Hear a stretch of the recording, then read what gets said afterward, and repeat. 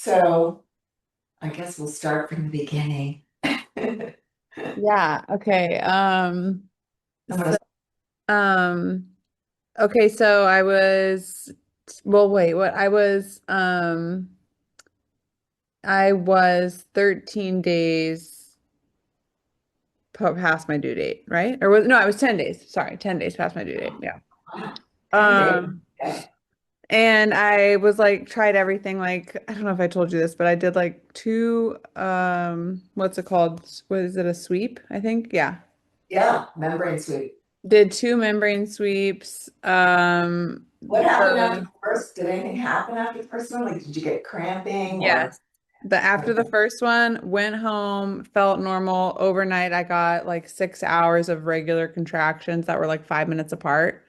Okay. And my husband was still sleeping, and I was like, okay, at 6, I'm gonna wake him up, and I'm gonna be like, we gotta go. Like they were getting like, I think they had gotten to like 3 minutes apart for a few hours, and then the weirdest thing, his alarm went off, and then I was like gonna tell him, and then they just stopped completely. Oh my God. So I think this was like 40 and 3. Um, and then I like thought maybe they'd come back later in the day, but they never did. And I Ugh. like didn't sleep all night, because I was like I was tracking them and I like couldn't sleep. I was like anyways, and then 3 days after that I had another membrane sweep and same exact thing, except this time the it was like 4 hours of like for every 5-minute contractions during the day and then it stopped. Wow. And That really so messed with your head. I know. And some of them were like pretty strong. I was like kind of surprised the second time for sure that they stopped. And then like I want to say like another like 3 or 4 days went by. And I told my husband in the morning that I was gonna go for a jog because I was like some lady at the gym was like, I was 2 weeks late and I went for a jog and I was thinking, well, you probably would have had that baby no matter what because you're 2 weeks Yeah. late. But anyways, I went for a jog in the morning and when I got back, then I was supposed to go in for an induction that evening. So I was really trying everything because I was like, I don't want to be induced, but I started getting like a little antsy about it. And then I went to the hospital and we packed everything up. And my husband was super against it. He like did not want me to get induced. He wanted me to keep waiting. But some of my midwife friends had kind of like just, I had heard too many stories of people who waited late and risks. So I just was, yeah. So, Put the fear of God in you. yeah. So, went to the hospital, got checked in. They were literally like, they had just handed me the little intake sheet to fill out before they did the Cervidil. And then we had brought all the stuff because my OB was like, it's gonna take days, like you're a first time mom. And so we brought Scrabble, and anyways, my husband was like about to play a word, and then my water broke. So we had been there like maybe 10 minutes. And That's so then awesome that your water broke. I know, I'm so glad, yeah. So, and then the nurses were all joking that I just needed to be in the hospital because I work in a hospital. So they were like, maybe this is where Right? you're comfortable. I was like, oh. Um, so then my contractions started immediately. They were 3 minutes apart from the beginning the whole time. And then I think after like 4 hours of 3 minutes apart, they went to every 90 seconds, and that's how they stayed the rest of my labor. Wow. I remember the midwife saying like it is literally like a metronome. You're just like like like the whole time. Even when I changed positions, it like didn't change anything. Anyways, so I made it like 3 hours in the bed, and we were just doing like my husband was like rubbing my feet, I think, and I was on my hands and knees, and then I just was in that position for the first 3 hours, and they were really strong. I was like, it's funny because I had had those 2 nights of prodrome or 2 days of prodromal labor, Mhm. but then like as soon as my water broke, I was like, whoa, this is like really serious. Like this is a real deal, you The know? real deal. Yeah, so it was very obvious the difference there. And then after 3 hours on the bed, I was like, whoa, I can't like stay here as I get stronger. So then our doula was the one who told me to get in the shower. Um, Who was your and doula? Kristen Vetter. I know that name, but I don't know her. But She anyway, was that's amazing. And she took her insurance, so we didn't pay anything, which was incredible. Yeah. But she was great. She saved me from, well, so anyways, she told us to get in the shower. So then I got in the shower. I regret my husband didn't bring like a swimsuit, and I wish he had because the shower was so small that he got like really soaking wet. I don't even know if he had a change of clothes. I honestly don't remember what his status was, but um so that was for the future. But got in the shower and that like that's when I feel like I really went to labor land. I thought I had been in the shower for like 20 minutes at one point, and Ben, my husband, went to go to the bathroom, and I was so upset that he was leaving because he had been like rubbing my back and like breathing with me through the contractions and was so helpful when I was in the shower. And so then I got so mad because he was like, I'm gonna go to the bathroom. And I was like, what? Like, how are you about to leave me in here? And then the doula was like, Lindsay, you've been in the shower for like almost 7 hours. And was so like spaced out. I thought it had been truly like 20 minutes, which was weird. So then I was like, okay, you can go to the bathroom. It's been like a long time. Um, but hilarious. so yeah, the shower saved me. And then I started asking for the epidural, after I had been in the shower for 7 hours, like right after he went to the bathroom, I started asking for an epidural. And then, um, But you had said before, the nurse had, that's right. The nurse kept asking me to get out. Is that right? what you were gonna say? Yeah, that the nurse kept asking you to get out of the shower, which Yes, was you were that's, coping great in the shower. yep, that's She right. kept That's right. asking you to get So, out. yeah, because I was wearing that wireless monitor, but I was vomiting quite a bit in the shower, and I think like just me moving, it kind of was slipping around and stuff. And so she kept coming in saying she really needed to reposition it. And I was telling her I really can't get out of the shower because if I get out of the shower, I'm gonna need an epidural. Like I either need the water or I need an epidural. I like needed one or the other in my head, at least that's what it seemed like at the in the moment. And then she like left me alone for like maybe I don't know how long. But she left me alone for a little while and then she came back and she was like, it's still not on, blah blah.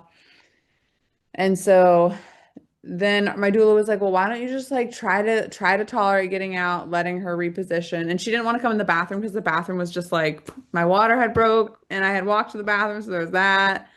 The shower was tiny and my husband's like dripping wet, so it was just like a disaster. So she didn't want to come in the bathroom. So, anyways, my doula was like convincing me to go just try. And so I got out and then she fixed the monitor and she did a check. She like checked me, which I really regret. In the moment, it's hard to say no unless you really like have a firm plan. And our plan was kind of all thrown up in the air because I thought I was going to be induced. And anyways, so I wish I hadn't gotten checked because she checked me and she was like, "Oh, you're like 4 centimeters." And my doula was like, "There is no way." Because my doula was like, "I really think you're in transition." Because I was like vomiting, shaking. I like, yeah, just The natural alignment plateau. You could be 4 centimeters going into transition. right. Yeah. So, but that kind of like discouraged my brain a little bit. And so then that's when I started asking for the epidural. And then it took like an hour and a half for the anesthesia person to come. So Wow. um, then they checked me right before she did the epidural and that lady said that I was an 8. And so It's so weird. um yeah, I know. So I don't All know these things whether just messing with your head. yeah. Yeah, for the next one I think I'll try to just not just listen to my body because I think I really was at the end. So anyways, then my knees were killing me because I was in the shower and I didn't think I don't know, my OB kind of misled me even though I love him, but he was like, the shower's the same as the tub and it wasn't because the shower's got a tile floor and I was on my knees on the tile floor for that whole time. Oh, And so my knees were killing me and I didn't know how else to get back. The shower we had, I don't know if they're all like that at Scripps, but you couldn't sit. There was nowhere to sit in the shower unless you're just like bare. Well, I was like naked the entire time, but unless you're just like bare on the floor. didn't But they have a chair there? Because they usually have a chair. yeah, that's what the nurse had said. But this shower was like not even big enough for the chair they had to fit in the shower. Yeah, it was like really small.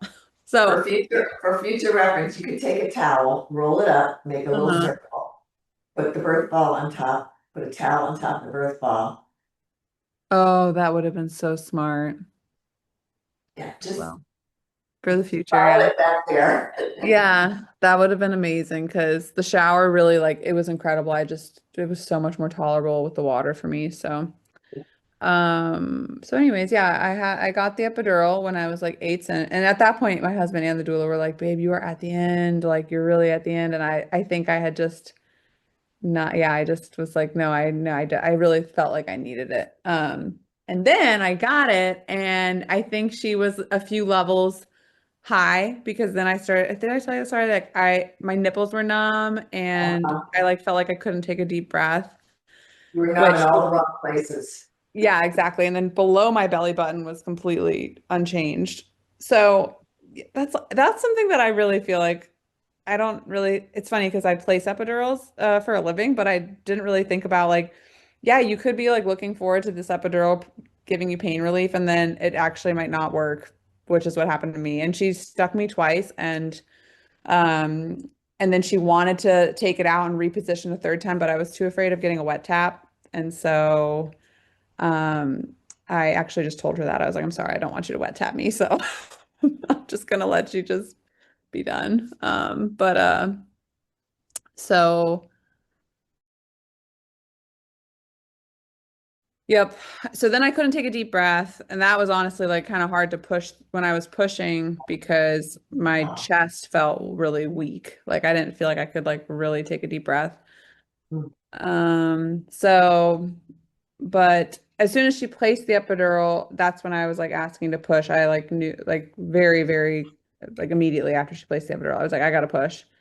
And then the Oh nurses my were like, no, gosh. no. Like the nurse we had kept saying I was 9 3/4. She was like, you gotta wait for that last little bit.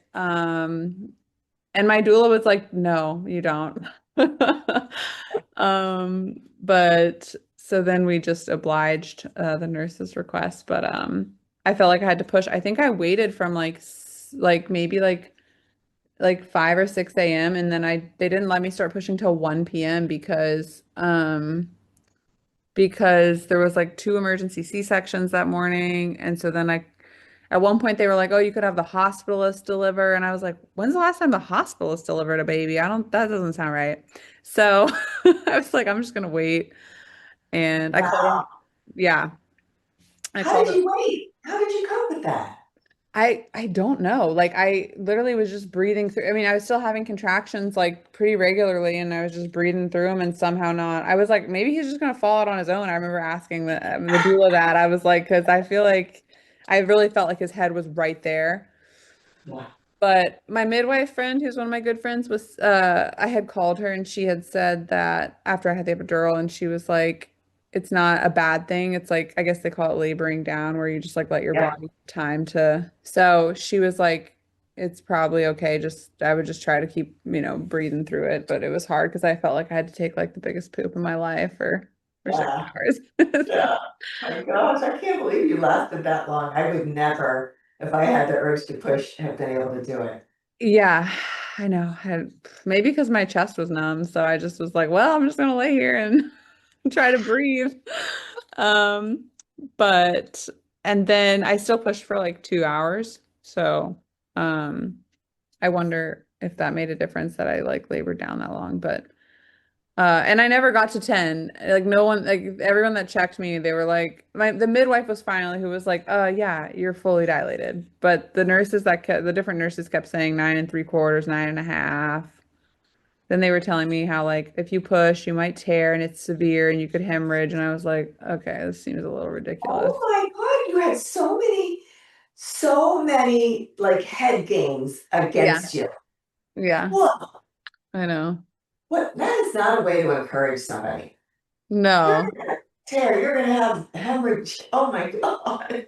I Just think get they thought through that I it. was gonna push like without them there, because So they're they trying to probably scare you into not pushing. yeah.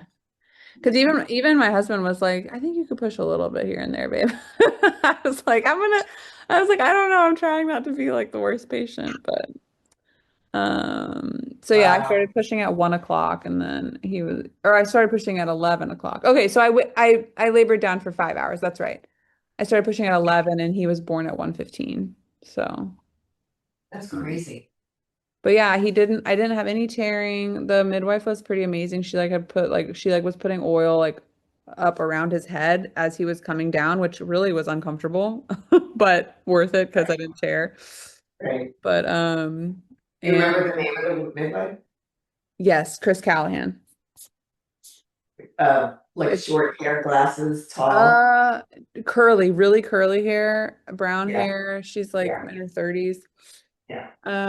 But yeah, and then she was having me like she was coaching me through the breathing. She was in there with me for the whole time. I was pushing, which I don't think is normal, but I was really grateful that she was there because she was like coaching me through the breathing um and Wow. then I kind of tried to give up like 90 minutes in. I was like, "Oh my gosh, guys, maybe he's not going to come out this way." And then one of the nurses was like, "Oh, we could give you Pitocin. That'll speed things up." And then the doula was like, no, you don't need that." And I was like, "Are you sure?" Like, because I was looking at the mirror down there and it was the perspective was I just didn't realize how quickly they went from like, yeah, you could see their head to like then really you're just a couple pushes away from like that child being out. And I guess in my head at the time it felt like every time I looked, his head didn't look like it was coming any further. And so I'm so grateful that Kristen was there because she obviously has seen so many births and she was like, "Yeah, you're almost there." And I was like, "There's no way I'm almost there. Like this much of his head is showing." And she was like, "No, no, no." So I never got the Pitocin. Um, and yeah, and then what else did we do? I mostly pushed on my back, which was surprising. I thought I would want to push on my hands and knees, but I guess I didn't. I just pushed like on my side a lot. So I was like left side and then fully right side. And I was like flipping every so often because I would get sore. But yeah. And then he was gigantic. His head was like 98th percentile. I don't remember how many inches. I just remember them being like, "Wow, he's 98th percentile for his head." I was like, "Oh my gosh." And I so and he was like 8 pounds 11, I think. So Wow. like all that That's protein. big. Yeah, All that protein. maybe. Awesome. Wow. So, but yeah, I had no tearing, no issues there. So that was nice. Wow. But I mean, I just think about how many things you had working against you Yeah. and the head games. So it's Yeah. no wonder you started sort of doubting yourself and thinking, oh, he's not going to come out this way, or all Right. that kind of stuff. But I'm still amazed that you labored fully dilated with the need to push for that long. I know. Yeah. I That know. blows my mind because that's can be excruciating if you don't push. Yeah. I wonder, I know. And I do remember they came in several times because like after I got the epidural, like the top half of my stomach was numb, so it was like some pain relief. And so at that point, my husband I was like, "You should go sleep," because it was like 4 a.m. or something. We had been up. I went into labor 8 p.m. So, um, and my doula was like, "You probably would have delivered that baby within 8 hours if you hadn't had the epidural because it really did slow it down. Like as soon as they gave me the IV fluids, my contractions slowed down before the epidural, and then once I got the epidural, they slowed to like every 3 minutes, and before that they were like every 90 seconds or something. So, Yeah. and I had a lot of stacked contractions too, which I don't know if I expected that. I kind of thought that I was going to be like, could count on them actually having a specified time, but yeah. Yeah. Um, There's nothing black and white about labor. yeah, that's so true. Nothing linear, nothing black and white. I Yeah. remember thinking like this is not I thought that they were going to be like 7 minutes apart, then 5 minutes apart, and but um but yeah, it was definitely hard. The hospital environment just definitely made some things a little more challenging. So, And you work at First Texas? no, I work at Tri-City. But yeah, Oh. I have a lot of friends that work in the anesthesia department at Scripps, and so one of my friends, I was actually like really hoping I could make it till he was on call starting 7 a.m. And so if he had done my epidural, it probably would have been way different, but yeah. Oh, that's cool. Well, good. Well, thank you so much. Yeah, of I course. Absolutely, Liza. Good to see you. I will